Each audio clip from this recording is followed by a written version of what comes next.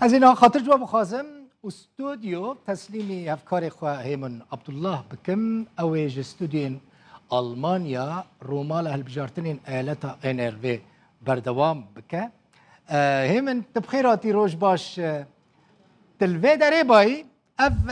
بازن پرتقالی یا کو آر کودا برهمین روداویل سر من دیاری تذکرو یانجی من جوارا دشوند بریاتا دیاری حوالین خوین ل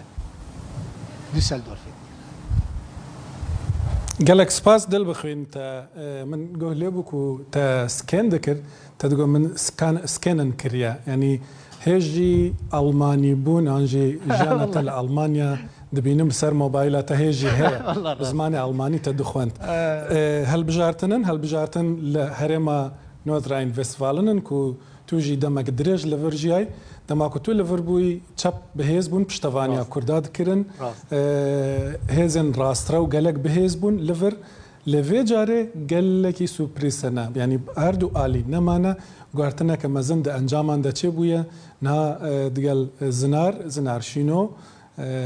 هفالي منوتو وهفكاري مي هيجا او لكولني الباجاري دزانم باجاري كنت قالك كيفاتا بيدي وآلاجي لفرا لدوسلدورف الجم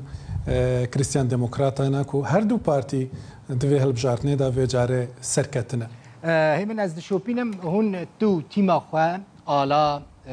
زنار براستی هون رومالا کریک و پیک تکن دستی وساق با و هیوید کم انجام بدلی وبنجی و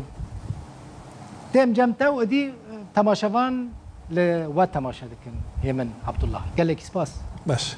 قالك سپاس دل بخوين